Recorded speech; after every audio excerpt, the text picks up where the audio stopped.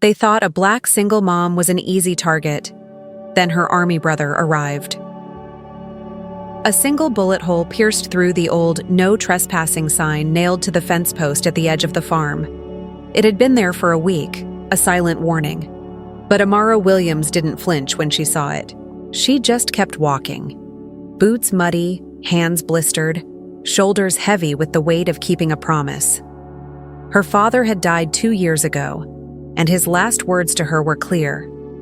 Don't ever give up this land, no matter what. Now, standing at the center of that very land, a stretch of 20 acres passed down through generations, Amara wiped sweat from her brow and glanced around. Everything looked calm, crops swaying in the wind, the chicken coop clucking with life, and her son Elijah playing in the dirt with a toy tractor.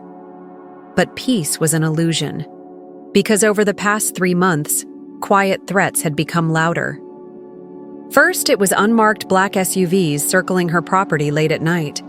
Then, a visit from the sheriff's deputies, claiming she might have too many animals on the land, even though she had permits. Then, Child Protective Services showed up after someone reported Elijah was living in unsafe conditions. Each knock on the door chipped away at her courage. Each official document and veiled threat felt like a push, telling her to give up the farm, sell it, leave. But Amara refused. This land was her bloodline. Her roots were buried deep in the soil. And even as the pressure built, she stood firm. Even when offers from mysterious companies arrived in the mail offering her money, more than she had ever seen, she said no. That night, the sky was quiet. Elijah had fallen asleep on the couch with his inhaler beside him, cartoons playing low. Amara sat at the kitchen table, staring at a pile of bills. Property taxes, vet costs for the goats, replacement parts for the irrigation system. None of it added up. Still, she told herself, we're okay. We're still here, until she smelled smoke.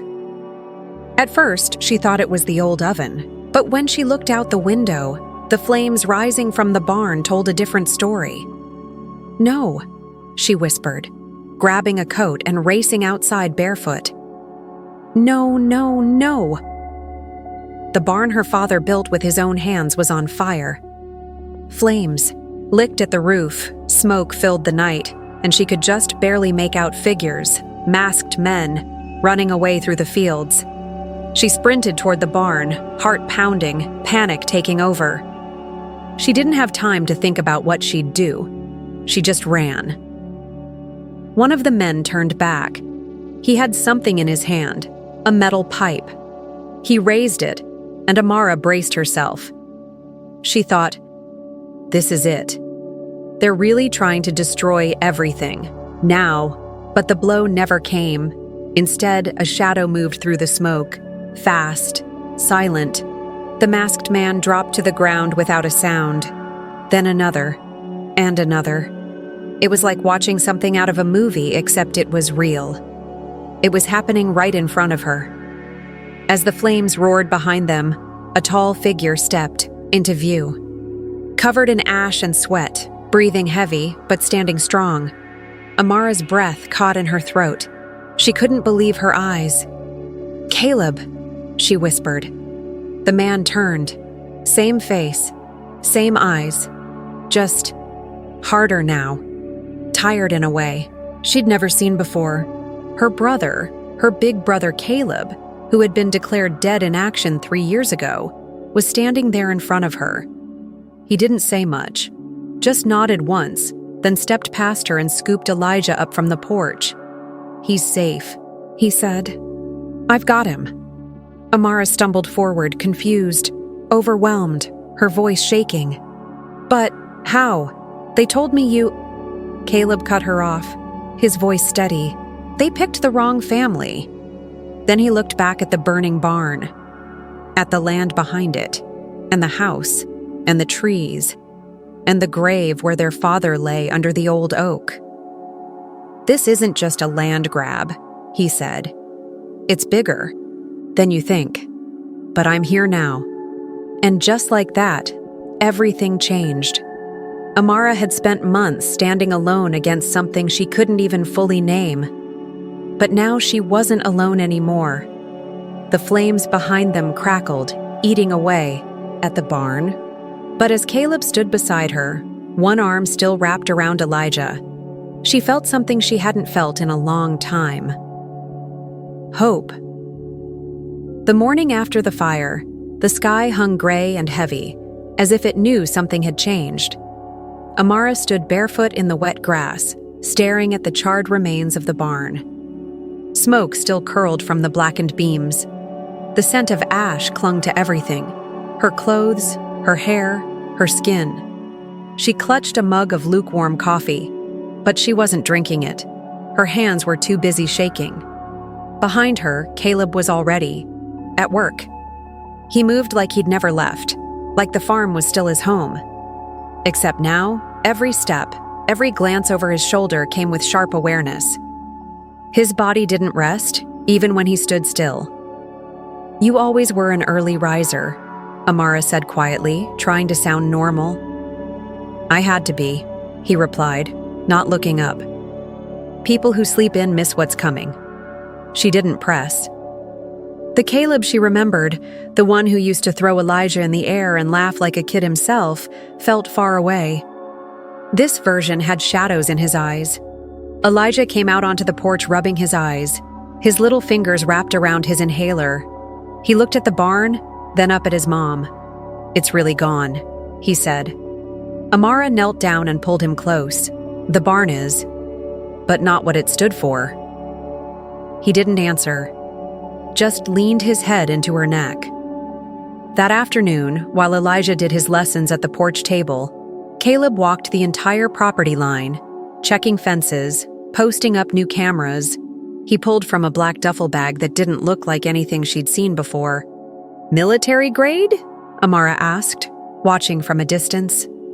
Caleb nodded. Motion triggered. Night vision. They won't get close again without us knowing. Amara wanted to ask where he got all this equipment, but she could tell by the way he avoided her eyes that some things were better left unspoken, at least for now. Later, they sat at the kitchen table, Amara, Caleb, and Elijah eating dinner like they had 100 times before. Only now there were loaded questions between every bite. "I need to know what's going on," she said finally, breaking the silence. Caleb set down his fork. "It's not just about you, or the land." "What is it then?" He leaned in. "The company that's been trying to buy your farm. They're not a company, not really. It's a front for a private organization with government ties. I've been tracking them since I went dark." Amara blinked. "Tracking them from where?" "You were declared dead." He hesitated. "They thought I was. That was the plan." "But why fake your death?" "Because I knew if they found out I was alive, they'd come after everyone I care about, including you and Elijah." His voice was calm, but his eyes were sharp with something deeper. Regret? Guilt? Fear? Maybe all three. "They're hiding something under this land," Caleb continued. "Something that started decades ago. Soil testing, underground mapping, secret projects. You ever wonder why this land's been passed up by developers until now?" Amara's heart dropped. She remembered her father refusing every offer, even when the money could have changed their lives. She remembered how he never let anyone dig deeper than 2 feet in the garden, how he burned certain letters instead of filing them away. "He knew," she whispered. "Yeah," Caleb said. He knew. Suddenly, the past didn't feel like memories anymore. It felt like warnings. That night, Amara found it hard to sleep. She kept hearing things: twigs snapping, wind moving too fast, the echo of something she couldn't name. She lay awake, watching Elijah breathe steadily in the cot beside her, wondering how much more they'd have to endure. Outside, Caleb kept watch. No light, no fire, just the quiet sound of him sharpening a knife and listening. By morning, a fresh scare arrived. The mailbox at the end of the drive hung open, empty except for one envelope. No stamp, no name. Inside, just a single piece of paper with 4 words: sell or lose everything. No signature, no logo, just the message. Amara stared at it for a long time before placing it beside the pile of unpaid bills on the table. She turned to Caleb. "So what do we do now?" He looked out the window at the land stretching wide and wild in the morning sun. The place where they'd played as children, buried their father, planted tomatoes and dreams. "We make them wish they never came here," he said. By the next morning, something had shifted in Amara. She wasn't just tired anymore. She was angry. She stood at the stove stirring oatmeal while Elijah set the table, humming under his breath like he didn't know the world was trying to push them out. Caleb, standing at the window with his arms folded, watched the tree line in silence. Then, the truck pulled in. It wasn't the sheriff's car this time. It was a plain gray pickup. 2 men stepped out, both in uniform, but not one's Amara. Recognized. Their badges said County Agricultural Oversight. She wiped her hands on her apron and opened the door slowly. Elijah stayed behind her. "Miss Williams," the older man said. His face was calm, polite even, but there was something too smooth about his smile. "We're here to conduct a routine property review. Got a few complaints about your livestock setup." "From who?" she asked. He didn't answer, just handed her a form with boxes checked off in red ink. "Chickens over limit. Goat enclosure too close to a water source. Improper waste disposal." Amara's jaw tightened. "Those goats have been here longer than my son's been alive. We've passed every inspection for years." "Well," the second man said, younger, eyes darting around the property. "Codes change. Gotta stay up to date." They asked to walk the grounds. Amara refused. "We'll come back with a court order," the older one said, his voice still polite, but firm. "And there could be fines involved, up to $20,000. She stared at them. "I'm not selling." "We never said anything about selling, but their silence as they left said enough. That evening, the water pump broke. Amara found it sputtering, spraying muddy water in erratic spurts. The system her father had spent a decade perfecting, clean water drawn straight from the spring beneath the property, now coughed like a dying engine. She knelt beside it, soaking, her jeans as she worked with a wrench. Caleb watched silently, then crouched to help. "They're sabotaging us," she said flatly. "I know. Why? What could possibly be worth this much trouble?" Caleb didn't answer right away. "They don't want the land for what's on top. They want what's under it. And they're willing to burn your life down to get it." The next day brought another blow.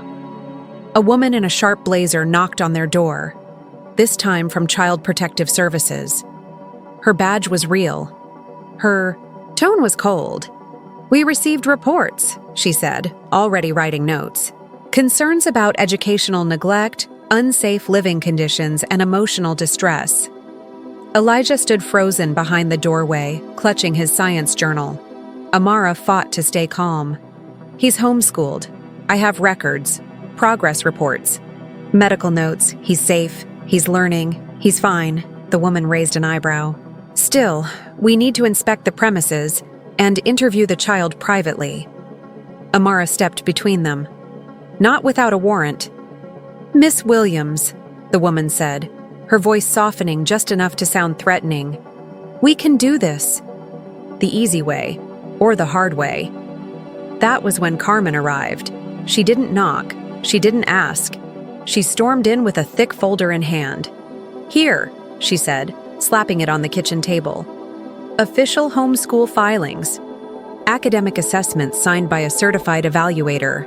Photos of this home. Water test results. Medical documentation." She turned to the CPS agent. "You try to take that boy. You'll be hearing from a civil rights attorney and my union rep.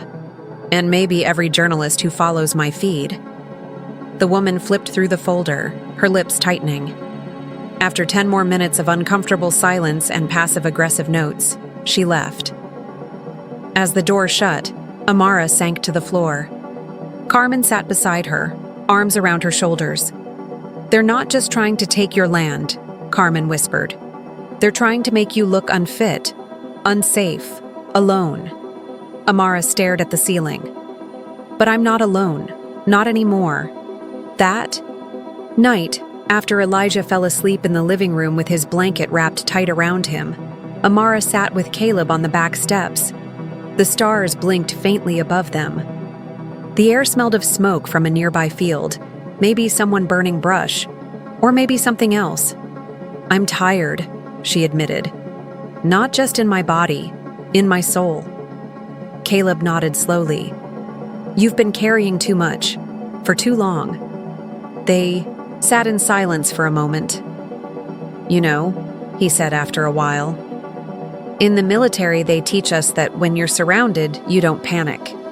You don't give up. You dig in." Amara gave him a tired smile. "So that's what we're doing?" "Yeah, we're digging in." The next morning, Amara stepped out to find deep tire tracks across her vegetable field. Someone had driven through during the night. Her best crop, fresh rows of young corn, was crushed, ripped from the earth like weeds. On the barn door, a paper was nailed with one sentence: "Sell now or lose it all." She didn't scream, she didn't cry. She went back inside, poured coffee into her favorite chipped mug, and began her day. They were trying to break her, but they didn't know who they were dealing with. It rained the next morning, a steady, cold kind of rain that soaked through everything and turned the earth to mud. Amara stood at the edge of her crushed cornfield, arms crossed tight against her chest, rainwater dripping from her lashes. She'd been up since before dawn, unable to sleep. She had checked the locks 3 times, walked the fence line twice, and now she was staring at the deep tire tracks someone had carved through her land as if they owned it. "They came through here on purpose," she said out loud, more to herself than anyone. Behind her, Caleb knelt near the tracks, running a gloved hand across the soil. "They used a 2-wheel utility vehicle," he muttered. "Soft treads, no license plates, drove slow. They wanted to make sure you saw the damage." Amara turned to him. "You sound like you've been following people like this for years." Caleb stood and wiped his hands on a rag. "I have." She waited, watching him. "You said this wasn't just about the land, that they're hiding something underneath it. What did you mean?" He didn't answer right away, just looked out at the field like he was measuring something. Then he finally said, "Come with me." The old well sat at the farthest corner of the property, behind overgrown blackberry bushes and a collapsed fence post. Their father had warned them as kids never to go near it, said it was sealed, dangerous, forgotten. It wasn't. Caleb reached behind a stack of rusted fencing and pulled out a steel crowbar. With practiced movements, he pried off the well's concrete lid. Beneath it was not darkness, but a metal ladder bolted into the earth and disappearing into the ground. Amara stared. "You've got to be kidding. I found it 2 nights ago," he said, "after the fire." "You went down there alone?" He nodded. "And I saw enough to know this is bigger than just bullying or intimidation. They want this land because of what's under it, not on it." Despite every instinct screaming no, she followed him down the ladder. It went deeper than she expected, 30, maybe 40 feet, until it opened into a narrow tunnel. The walls were lined with steel reinforcement beams, most of them rusted but still solid. Military markings were spray-painted along the beams, some too faded to read, others clearly dated back to the 1960s. "This is government-built," Caleb said. During the Cold War, the military ran secret programs all over the South. Places they thought no one would notice. Places like this. Small black communities with no voice. no power. Amara ran her hand along the cold wall. What were they doing down here? He led her through the tunnel, past collapsed wooden doors and broken medical equipment. Gurneys, vials, metal boxes. It was like walking through the skeleton of a forgotten nightmare. They were testing things, Caleb said. Biological, agents, chemical exposure, soil manipulation. I don't know exactly what yet, but it left a footprint. The contamination in your well, the animals getting sick years ago, the sudden rise in asthma and cancers in nearby families. Amara blinked. That's why they want to bury this land under paperwork. Condemn it. Take it. Not to build condos, but to hide what they did? Exactly. They reached a locked door made of reinforced steel, nearly swallowed by the darkness. Caleb tried the handle, still jammed. We'll need tools to break it open, he said. But I know what's behind it matters. On the way back up the ladder, Amara kept hearing her father's voice in her head. This land is our bloodline. Never let it go. Only now she wondered if he meant it literally. If he'd known what was buried beneath their feet and kept it secret to protect them. Back at the house, Elijah sat drawing on the floor, headphones in, humming to himself. He looked up as they came in, smiling wide. Where'd you go? Just checking the land, Amara said, brushing wet hair from her forehead. Everything okay? He nodded. I'm drawing a new map of the farm, but I added a cave under the barn. Caleb and Amara exchanged a look. Why a cave? She asked casually. Grandpa told me once that the ground here has secrets. He said it was alive. So I just thought, maybe there's something hidden down there. Amara kneeled in front of him and hugged him tight, her heart caught between heartbreak and pride. You're smarter than you know, she whispered. That night, Caleb turned the kitchen into a command center.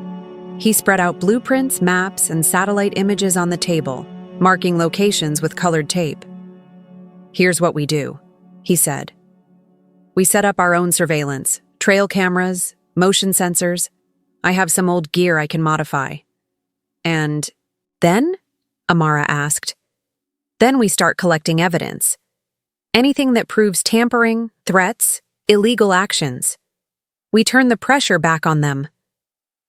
And when they come again? She asked, voice quiet. Caleb looked up. We'll be ready. It started the very next morning. A sheriff's cruiser pulled into the driveway with its lights off. 2 deputies stepped out, holding clipboards and smug expressions. Miss Williams, one said, you're being fined for unsafe farming conditions, contaminated water, unsecured livestock. These documents also mention a pending zoning violation. I've seen cleaner junkyards, the other deputy added. Amara didn't argue. She simply took the forms, turned on her heel, and walked away. Behind the curtain, Caleb snapped photos. Every face, every badge number. You keep stacking the bricks, he whispered to himself. We'll build the case. As the deputies pulled away, a new thought burned inside Amara. They were no longer just surviving. They were fighting back. 3 days after the sheriff's visit, the first wind came, and it was quiet. Just after sunset, Caleb was checking the footage from one of the trail cameras he'd hidden in the hedges near the driveway. Amara stood over his shoulder, drying her hands with a towel. They watched in silence as the screen showed Deputy Reynolds crouching near her pickup truck, slipping something under the wheel well. What is that? Amara asked. Caleb didn't blink. Drugs, probably planted, so they can pull you over in town and discover it. He paused the footage. Deputy Reynolds looked straight at the camera, unknowingly, before walking away. I knew they were dirty, Amara muttered, heart pounding. But this is their pattern, Caleb said. Push you to the edge, smear your name, then swoop in and call it a necessary removal. I've seen this strategy before, overseas. Only this time it's in your backyard. They didn't touch the planted bag. Instead, Caleb used it, attaching a hidden GPS tracker inside and placing a second, smaller camera in the cab of the truck. Then he waited. 2 days later, it happened. Amara and Elijah were returning from the farmer's market when blue lights lit up in her rearview mirror. Sheriff Horton stepped out of the cruiser, followed by Reynolds. Horton gave a fake smile. "Miss Williams, you mind stepping out of the vehicle?" Amara kept her face calm, her hands visible. "Why? I wasn't speeding. Just a routine check," he said. But she saw the smug twitch at the corner of his mouth. They found the drugs in less than 3 minutes, and by the time they did, Caleb was already uploading the video to a secure drive, complete with timestamps, GPS data, and voice recordings. Everything. That night, using an anonymous email, they sent it to Tessa Guan, a journalist from the Regional Herald who had been quietly following corruption cases across the state. Tessa's reply came within hours. "I've been waiting for something like this. Meet me." They met Tessa the next day in the back corner of the public library. She wore no press badge, just jeans and a hoodie. She looked young, maybe mid-20s, but her voice carried the weight of someone who had seen more than her share of cover-ups. "I've heard about this land," she said, opening her laptop. "Heard whispers that something was happening out here. But this..." She motioned to the video Caleb had given her. "This is explosive." "It's only the beginning," Caleb said. "You ready to dig deep?" Tessa nodded. "This story, it's bigger than your farm. If I do this right, people won't be able to look away." The next morning, the story dropped. How a single mother became a target, land, lies, and the sheriff who went too far. Tessa didn't just include the video. She connected dots: suspicious property seizures, patterns of fines and harassment against minority landowners, and questionable partnerships between local officials and a private development group called Vanguard Dominion. The reaction was immediate. The sheriff's office issued a public denial, calling it a fabricated story by a biased outsider. But the comments under the article told a different tale. "My cousin lost his land the same way. Sheriff Horton's been doing this for years. Glad someone finally said it. Justice for Williams Farm." At the local diner, people Amara had known since childhood either avoided her eyes or offered quiet nods of support. But with the exposure came risk. 2 nights later, someone shot out their mailbox. The flag lay in pieces in the mud. No note this time. Just silence. "Means we hit a nerve," Caleb said, picking up the fragments. "You think they'll try to arrest us again?" Amara asked. Caleb looked at Elijah through the window, the boy sitting at the kitchen table, drawing a barn with big bright sunflowers in front of it. "They'll try something. But now we're not just a family fighting alone. Now we're a headline." Carmen came over that same night. Her eyes were red, her hands shaking. "Garage is gone," she said. "Fire started sometime after midnight. Fire department says it was electrical, but I rewired the whole building myself just 2 months ago." She didn't need to explain further. "They're targeting everyone helping us," Amara whispered. "Let them," Carmen said. "They want me scared. I'm not. They want you broken. You're not. I've known you since we were 10 years old, and I've never seen you back down. And I won't let you do it now." Elijah appeared in the hallway, holding his favorite book. "Is Miss Carmen gonna stay the night?" "Maybe," Amara said, wrapping her arms around him. "We're all sticking together now." By the end of the week, things had changed. People started showing up. Not in crowds, but in pairs, in trucks, on bikes. A local mechanic dropped off spare fencing materials. A retired teacher brought educational supplies for Elijah. A pair of old women from the church left jars of preserved vegetables on the porch with a note, "For strength, keep going." "We're not invisible anymore," Amara said, watching the sun set over her father's land. "No," Caleb agreed. "But now they know we're dangerous. Not because we're armed, but because we're telling the truth.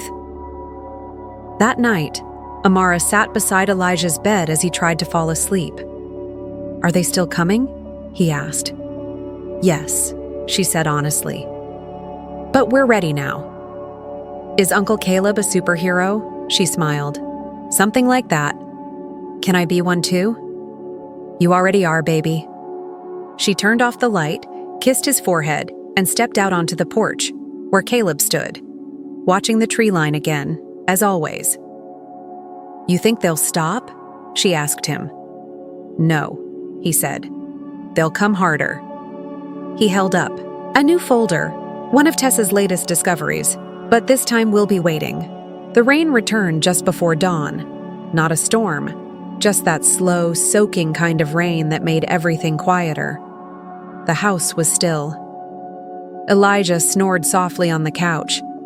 Carmen was asleep in the armchair, arms crossed, boots still on. Amara stood at the sink, staring out at the gray blur of morning. Caleb hadn't come inside all night. When she found him, he was out by the ruined barn, hood pulled up, staring at the charred beams like they might speak. The night before, Tessa had handed him something she uncovered, something that hadn't made it into the first article. "They're planning a full seizure of the property," she had said, "but not for development, for containment. Now." Caleb held the file in his hand, rain dripping from the pages. "They're not just trying to scare us anymore," he said. "They're planning to declare the land a federal hazard zone. That gives them the legal right to clear it. And us." Amara's mouth went dry. "That's what they've been building to this whole time. They'll use environmental, safety laws, pretend they're protecting the community, but they're just cleaning up the mess they made." He nodded. "And if we don't act fast, they'll bury the evidence along with our family's name." That afternoon, Tessa returned with a hard drive. She'd gone through the files they pulled from a military storage box deep in the underground tunnel, the one Caleb and Amara had found behind the sealed door. Most of it was encrypted, but her cousin, a cybersecurity analyst in Atlanta, cracked enough to reveal one horrifying truth.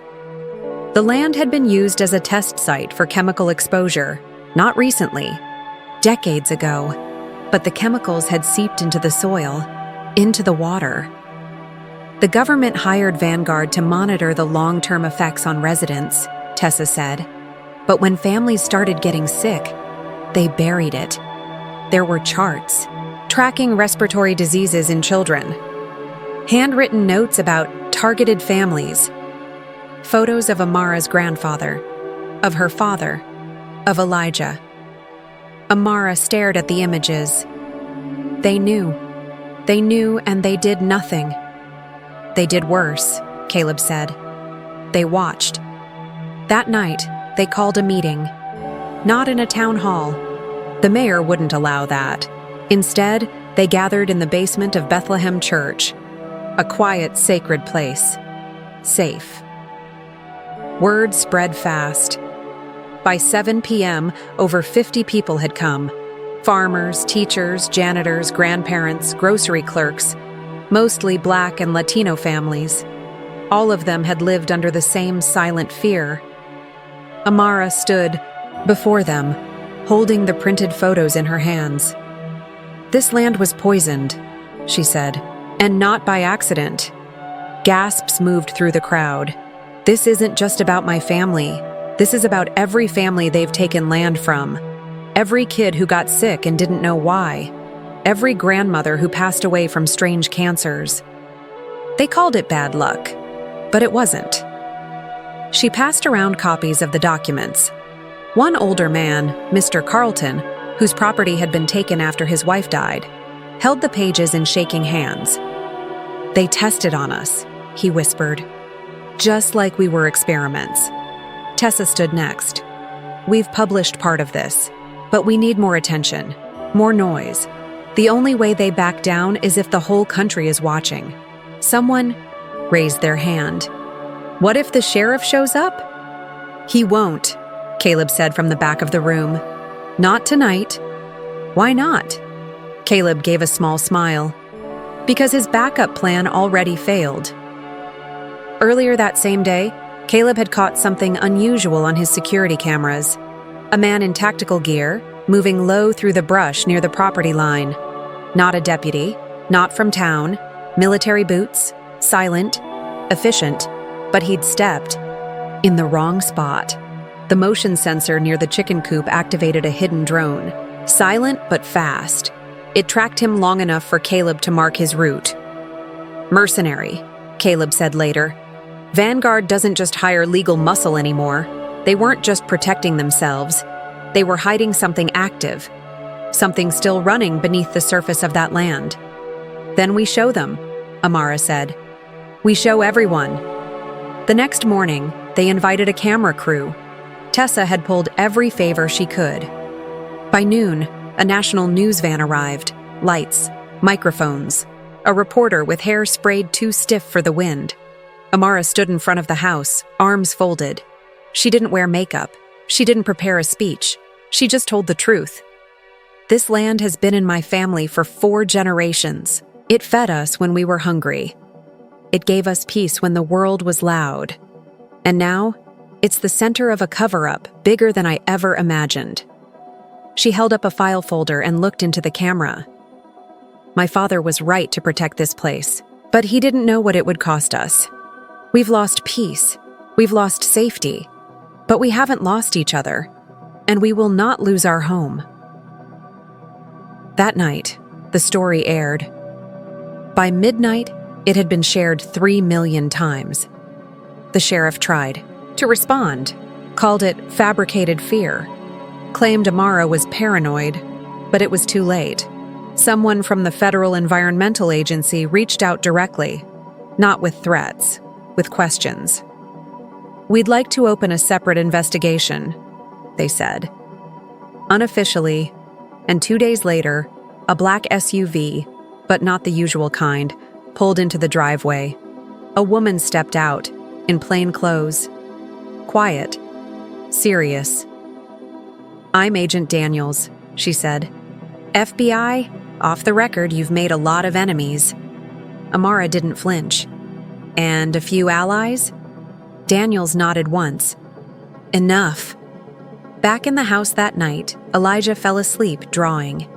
Amara sat beside him, brushing his curls back with gentle fingers. On the page was a picture of the farm, but not how it was, how it could be.